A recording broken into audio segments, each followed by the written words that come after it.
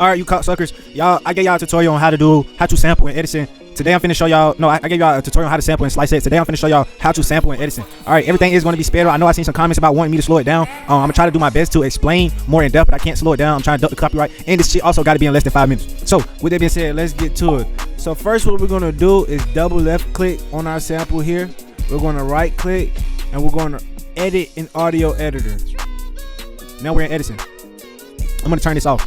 Let me make sure this shit in the screen. Ooh, don't do that. All right, so what I just had on was this heat map. I'm gonna take this heat. Well, I call it heat map. It's called a display waveform / spectrum. But I'm gonna take this heat map off, and what I'm gonna do is enlarge this. I'm gonna also take this scroll off right here. This scroll, because I don't want this shit scrolling while I'm trying to chop the sample. It's gonna be moving the screen, and it's just gonna mess you up in the long run.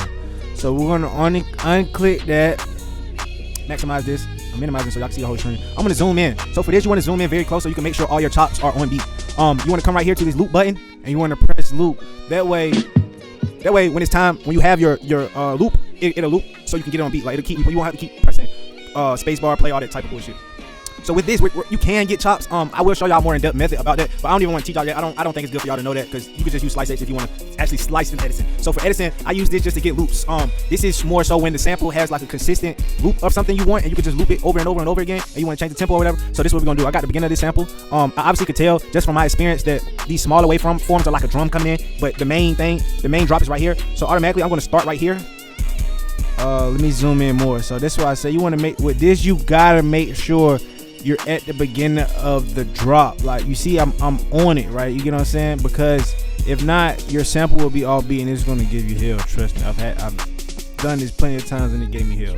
So I'm gonna play it, and right now I'm just focusing on getting a solid loop. I want it to play and end and make it seem like a seamless loop. I shouldn't be able to tell that it's starting over, basically.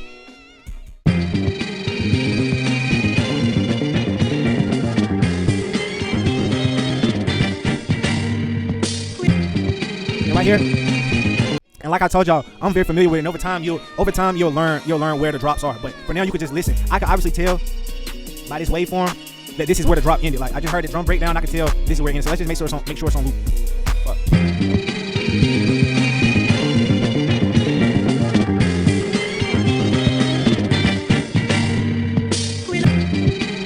Okay. You see that sound like a seamless loop? All right. So what I'm gonna do now, minimize it again so y'all can see. I be fucking up my words when I'm recording YouTube videos. I'm gonna get better, y'all.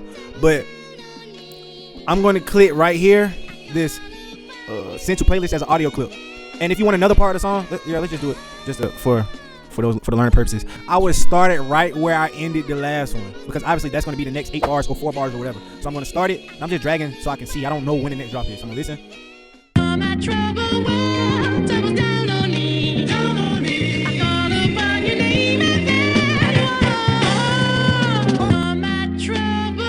I can tell it's not right here. I ain't gonna lie. I be playing little games with myself. I be trying to get it before the damn shit start over, the little green line. But let's listen to it and make sure that's a loop.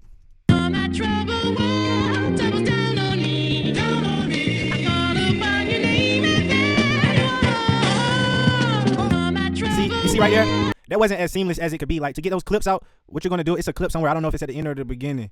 That little clipping noise. I'm gonna try that.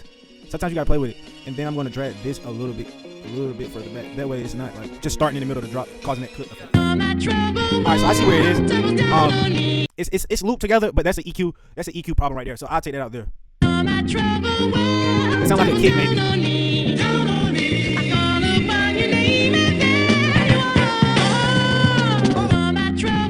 All right. See, that sounds seamless. So what we're gonna do?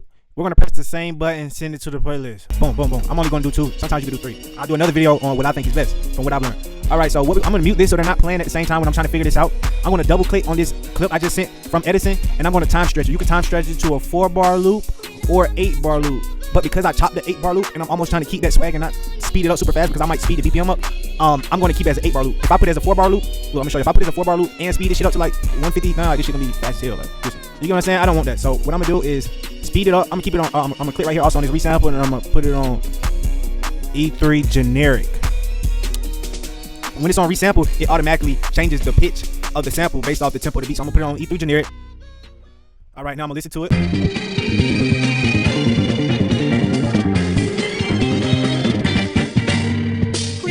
Okay, so with that being said, I like that. I got on E3 generic, so I'm gonna do the same thing it is. Go to resample, put on E3 generic. I'm gonna time stretch it to this 8 bar. I'm gonna put them next to it. Hold on. I'm gonna put them next to each other so I can see how it sounds going into each other. You know what I'm saying? I need to make sure that's clean too. From one audio clip to the next audio clip, it needs to be seamless. And the better your chops is, the more on beat your chops is, the better the chances of it being seamless.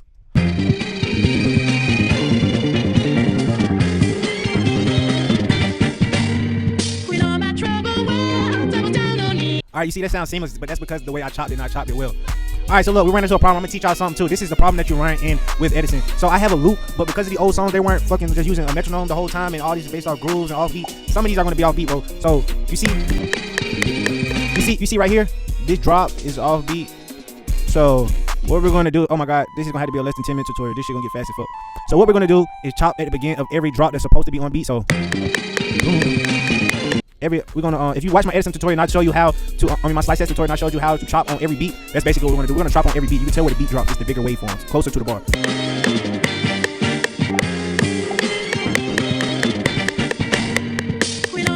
So look like this one is on beat already. Alright, so what we're gonna do, once you've done that, I'm gonna make this unique. I'm gonna make each clip unique. This is kind of why I like the slice X method more, because this shit sometimes they get very intricate. I'm not gonna lie. All right, so now that we have that, we're gonna zoom in and we're gonna come right here to stretch audio, and then we're gonna take off this fade setting so it's not fading when we're moving it. We're gonna change our snap settings to none. There, and then we're going to stretch each one to a bar. We're gonna move this one over, and we're gonna stretch this one to a bar. So now this shit should be on beat. Listen.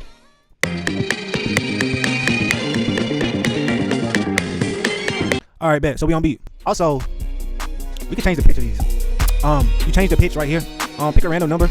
Decide what you want to hear, and then because you made each clip unique and you didn't do this prior, we had to click each one and copy and paste the value on the pitch. So what I did to do that is just right click on pitch, paste value, and I did the same thing vice versa to get the copy from the original. And this also might help me put the 808 on key. All right, so that's another thing that did help me get the 808 on key. So you can use that method to get your 808s on key, or just to get a different sound. Like if you want to get a different pitch, and that's your goal to get a different pitch, you don't like the original pitch, to change it. But also you can't get your 808 on, try turning the pitch up. All right, so there we have it. I'm finna lay it out. Let me lay it out real quick. I want this second clip to be a surprise for people, so I'm gonna let the first 8 bars loop twice. I had this open hi-hat in the second, where the second clip comes, just to turn them up. I'm not gonna add all my sounds. I'm not gonna give them all my surprises, all my tricks in my hat at once. I'm gonna add this, and yeah, I know this. I ain't gonna lie, I know this because I've been making beats for so long. How to format my beats the way I like. I should do a video on that. I'm gonna do that. Add that snare. I need a drop to turn it down. The first clip is gonna be when the beat come back. I'm gonna duplicate the second clip for like a bridge. I'm gonna duplicate everything twice. I did a Command B for Mac. Duplicate again. Let it fade out. And there we have it, y'all. But thank y'all for showing some love and support. I see the people coming in. I see people want to learn. Y'all let me know what else y'all want to learn. I've been doing this for a long time, 10 damn years. Like, been around a lot of big people, bro. I got placements or whatever. Y'all just ask me, bro. I'm willing to get this shit up. I don't care. I don't want to hold nothing, bro. Like, I want everybody to win, everybody to eat. Like, comment, subscribe. Y'all follow me on Instagram, DM me. We can collab, all that type shit. Just hit me. Yeah, and thank you.